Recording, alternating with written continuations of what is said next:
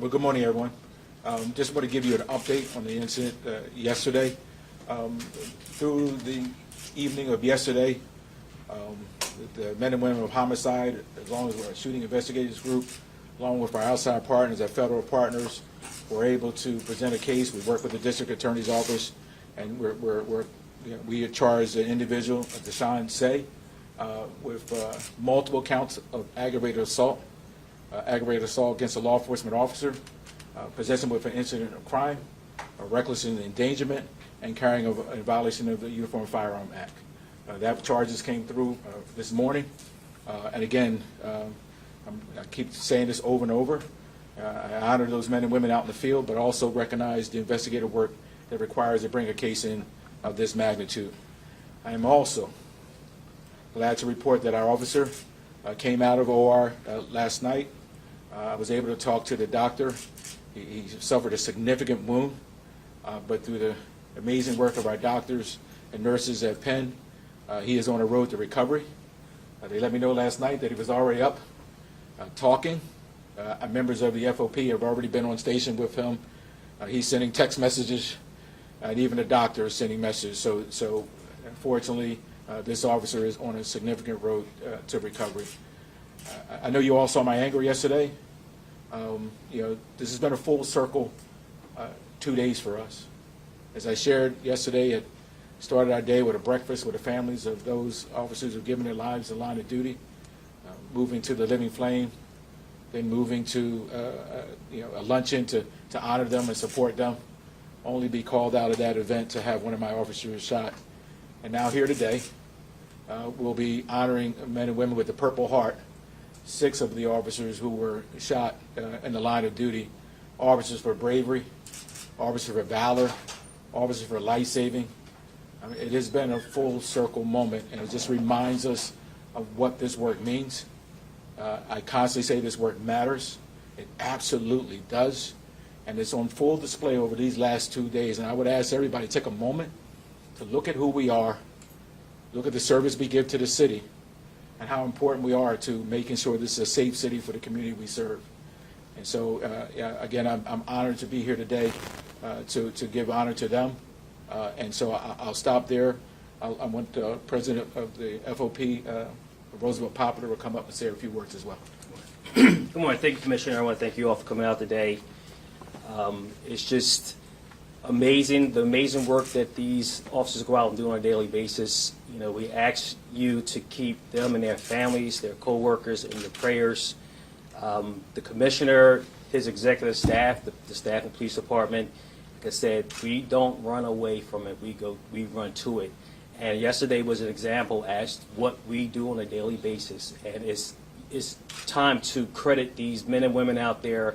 And I'm going to echo what the Commissioner says constantly when he addresses the public. Men and women that go out there and do things that other people will not do. So we are asking you and the public to please keep this officer and all our officers in your prayers. Thank you. I do want to ask a quick footnote. My phone goes off, and I do want to thank the community, though. I mean, when the mayor said pray for us, I believe in that. That's the heart of my work. And so I do want to thank the public. Yes, I'll rail against them, but my phone didn't stop. I finally turned it off because of all the words of support and love that I received from a multitude of people across this city. So I'm just grateful for that. I'll stop there and see if you have any questions. Does the suspect have any previous criminal history? Yeah, he has a previous criminal record. He has a aggravated assault and retail theft, as well as a summary offense. He has 2 offenses in Florida. One was for carrying a weapon, and I believe the other one was for aggravated assault. Narcotics. But we're still sorting through that. So was he permitted to have a gun? I don't believe that to be the case. He is, but we're working through that process. Are you going to have any changes today outside of the school in light of what happened? Well, listen. I mean, at the end of the day, we all bear our responsibilities in this work, in the school as well. The principal was out of town. He called me last night. My expectation is, yes, we'll have, but I expect the school to take action against that behavior that's occurring. As someone who worked in school safety, that has been a constant challenge, but it is a partnership in that process, right? It's not just the police department. We work with our school safety team as well as the school for the code of conduct issues.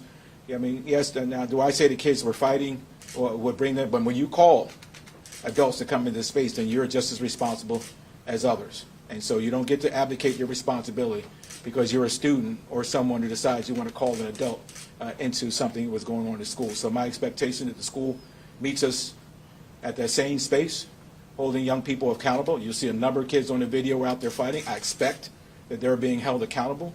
And then we will have a different posture there today for a number of reasons, not just, listen, if you take a number of kids out there fighting, but there's still a large percent of kids who get it and go home every day.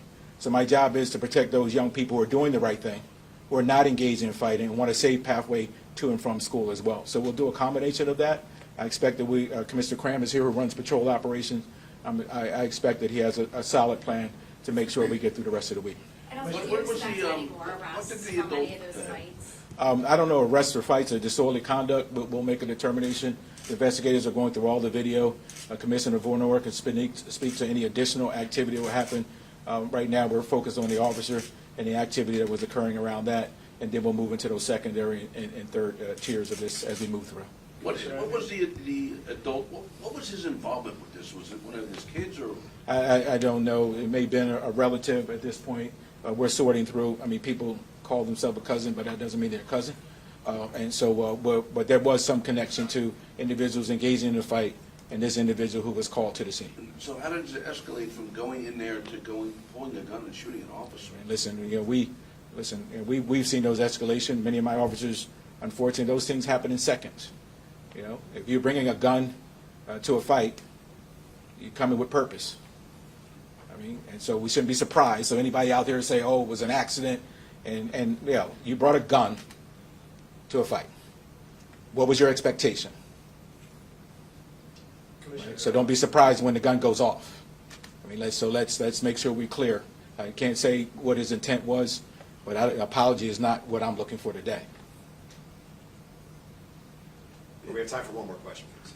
Commissioner, I know you mentioned there might be some relation between the suspect and someone involved in the brawl.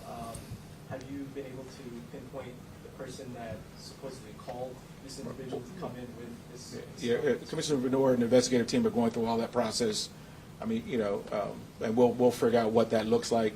Whether we'll figure that out. We're walking through that process now. Really quick, All right? you said that you expressed your anger yesterday. What's the message that you have for the suspect today? Yesterday you said you shouldn't be there escalating the situation. What would you say to him today?